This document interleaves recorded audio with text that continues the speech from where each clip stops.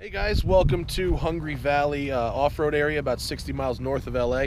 You might have seen my AMG G63 review, G-Wagen review, and I called the car some unkind names. And that's because maybe I didn't understand it. So I got an email from some lovely people, and I'd like you to meet Serge. Say hi, Serge. Yeah. This is going to be casual. We're just going to do this, and I'm going to... Okay. And sorry about the noise. This is an off-road park, but this is Serge's G500, and it has been modified fairly extensively for expedition type use. So why don't you give me a little tour of the car, Serge?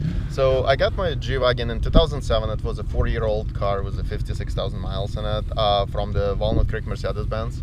Though I did a couple of favors to the guys and they gave me a good price, so I bought it for $30,000.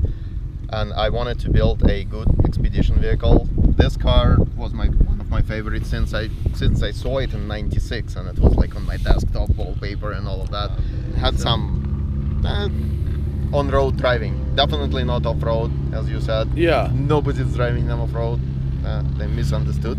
So why did you want to drive it off-road? Because that's what it's built for. This is an off-road vehicle. I love the car, but I wouldn't recommend this car to anybody who wants to drive it like a moke roller.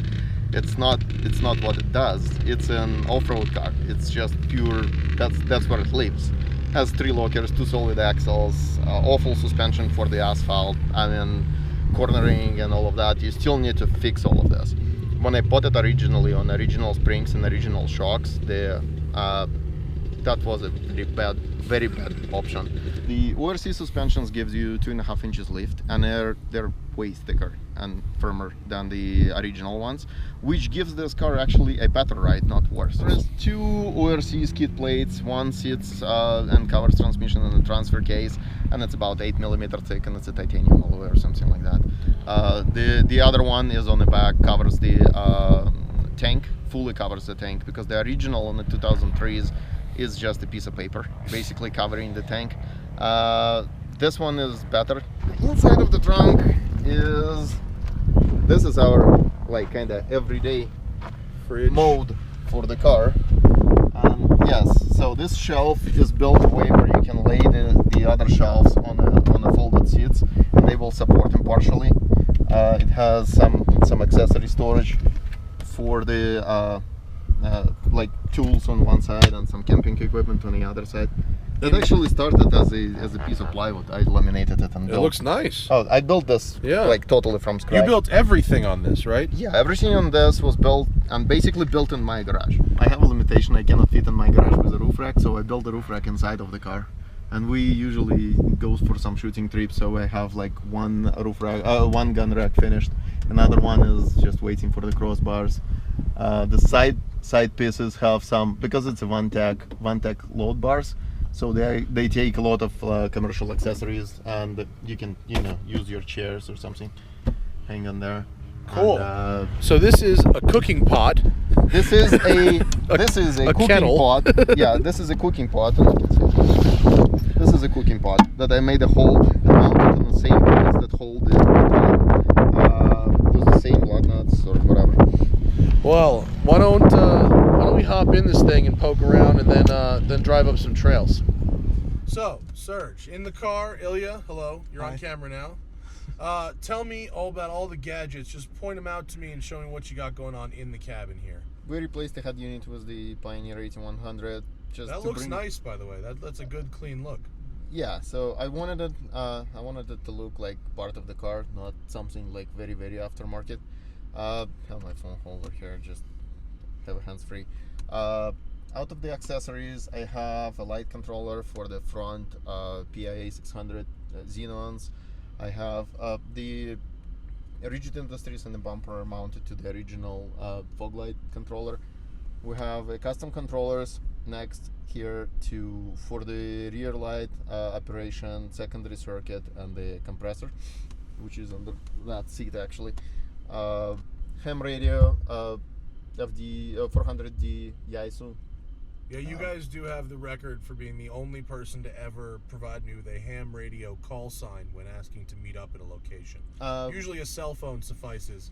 Ilya was like, our call sign on the ham radio. Unfortunately, I don't have a ham in the Lexus. We were not sure about the reception in the location that you're gonna provide. It's a good tip. It's useful. Yeah. Usually there is no reception where we are. Yeah. So in case that guys are running like CBs, we have a CB with a separate antenna for that, and we can actually do tablet it. up there. The tablet is actually temporary mount on the GoPro mounts that I kind of fabricated quickly. This we are using for the mostly for the rallies because the navigator needs to go through the topo map. We actually usually have like 2 navigations. We have another one suction cap to the windshield with the Garmin navigation, the one that you can grab and run if you need to find like geocaching kind of stuff, but very fast. Ham radio. My radar detector and laser shifter is in here with the controller, microphone from the phone. You have all the toys, really. You have 100% of the toys. All of them. They're all useful. I mean, all right. Well, look, I see some steep hills over there. Let's go drive up those. Okay. Just right there. Let's just pick it I up. see steep hills. Yeah, let's just go drive up them and talk. Okay. So you guys do these Nevada trophies, right? Yes. So what is the Nevada trophy? Tell me what that's about. Nevada Trophy is the navigation rally event. It's a multi-day event where you basically start from like some specific location. They give you a map of waypoints with the coordinates, and those waypoints are size of a credit card, like pieces of paper that spread around like 1,000 square miles in Nevada, northern Nevada desert. And you basically need, and those waypoints have values in points, right? So you need to go fast, find a strategy. You cannot collect all of them usually because they're spread very far. There are some timed waypoints, so you have to be there at a particular time, and then the special events like who's gonna cross the creek first, or who can change all the tires in the car faster, or shooting, or that kind of stuff, where you can get extra points. And, that sounds like fun. And that fun is usually about 300 miles off-road a day with the speeds like up to 100 miles an hour. Really? Yeah. Oh, wow. We were clocked at 105 on the train. In this 105 off-road? Yeah. Wow, that's super cool. Yeah, so we had some fun in there, and you don't have to be competitive in there. We brought like medals for. There is a competitions for driver competition and the team competitions, that kind of stuff, and we're trying to run it annually.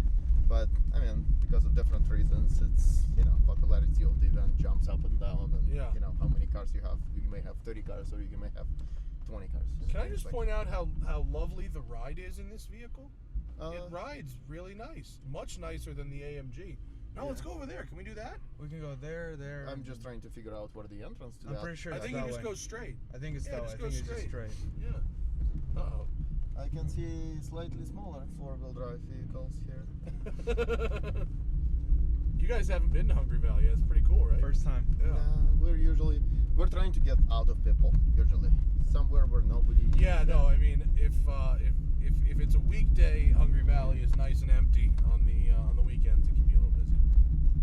But the ride, just from back here, and by the way, people, like, I know some of you are going to be like, why isn't Farah driving? I don't need to drive this. Like, I get what off-roading is, and so if Serge here can demonstrate the capability of his truck for our audience, I don't need to physically be driving it. I have nothing to prove. So you can switch to the low gear on the fly if you want to. You can operate the lockers on the fly too. Can you do it while moving? Yes. Oh wow, look at this.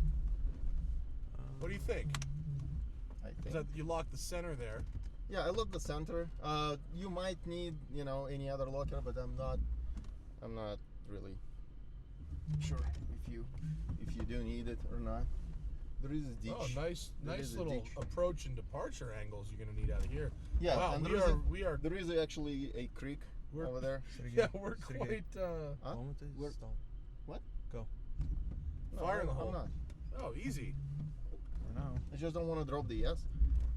You can, if you want, you can lock the back. Beast.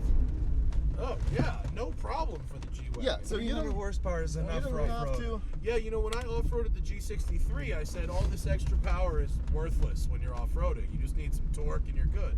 No, it's This not. thing- It's not worthless. Well, do you find that in standard off-roading there's an advantage to having 500 horsepower instead of 3? No, you will spin the tires and you'll probably rip the mud-terrains around. I mean, the mud-terrains are. You see, yeah. you'll look at my when we stop somewhere on a more flat surface or something, Yeah. or outside. Look at the tires. They're kind of tired already, and all of that is from overpowering even with this engine. Really? If you're Okay. on a low gear, Uh-huh. and this is sand and very soft ground, but when you're in Nevada deserts, there are a lot of sharp rocks, and those square pieces from the mud It terrain, just sometimes shreds they're off just, the just tire. flying. Yeah. If you're overpowering, so what I'm trying to do, I'm trying not to kind of spin the tires, even if I need to use extra locker or something like that. I'm trying not to spin the tires. Otherwise, you're just ripping your transmission, your everything that you have apart, and that's what usually gonna happen. Ooh. This thing, it's no problem. This is a beastie truck, Serge. Oh, and you can go in full stick shift mode Yeah, right it's here. 5-speed manual. I'm not practically, touching if you anything. Click it in there. I'm not touching brakes. I'm Hill not touching. descent control. It's just the first gear. Oh, it's just locked it's in low gear. Yeah, it just locked in the low gear, and it's It will lock in any gear you put it I don't in. know where exactly you want to go, so I just want to see you drive over stuff, Serge. that's not. I have no I have no destination. I go up and down and then up and down and up and down. But the way that this suspension absorbs these bumps is significantly better than a factory truck. I mean, it's so much more comfortable. Oh, it's beastie, this thing. Whoa, where are we? You got the guys on the motorcycle staring at us. The dirt bikes want no part of this G-Wagen. Well, it's a motorcycle track. Is it? Yeah. Are we not supposed to be up here? No, we're allowed to be up here. No idea. I think we're okay. You did what a lot of people are afraid to do, which is to buy a super depreciated used one. Most people are really afraid of the maintenance and the repair bills that are possible with something like that. That's a common misunderstanding. So that's why this car is misunderstood. That's why it doesn't have that many followers. The point is that whoever is buying those cars brand new people who is doing this cannot afford those cars. That's why those people. Let's go to the left. Let's go up that. Can we go up that? We can try. Let's go up that. That's a nice big steep one. We can go up that, I think. So you're basically just banking on the fact that the first owner's fashion statement and ridiculous depreciation hit is your gain. Pays your first 100,000, and then you are paying another 30, and your options are either Jeep Wranglers or Toyota 4Runners or some. You see, you cannot even get a decent, let's say, Land Rover Defender here because they're not selling them in the U.S. Serge, your truck is beast right now. Is that wheel spin? Yeah. Yes, but a that's lot of it. That's a A lot problem. of wheel spin. That's a bit of a problem. Sorry. No, it's good back here. I'm having fun. I don't This know. is great. Hold on, guys. That was impressive, Serge. Seriously. I that know was not. it's not impressive. No, that was not impressive. Why not? Because we started before the lockers actually engaged, so we did it without lockers. Did you? Oh, but you didn't break anything. No, right? No, we didn't break We just it. didn't Look at the engage view up here. lockers. We just climbed a solid 250, 300 feet. And unfortunately, we did No it without the lockers. That's why the wheel spin.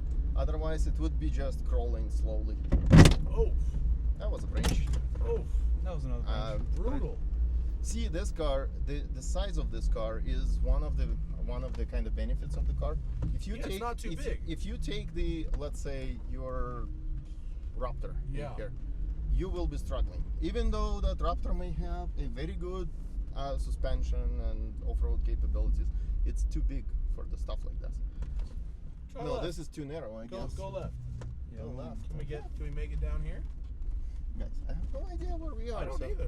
But I will try. So This is how we go off-roading. because You we know, usually don't know where we are. we usually don't know where we're going. So no, don't worry about that. How's the paint hold up to the scrapes? Pretty good. You saw it. Yeah.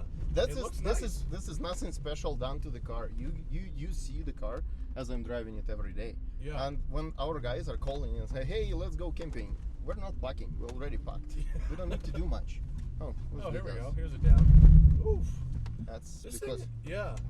that's because I forgot the rear lock, which we don't need at this point.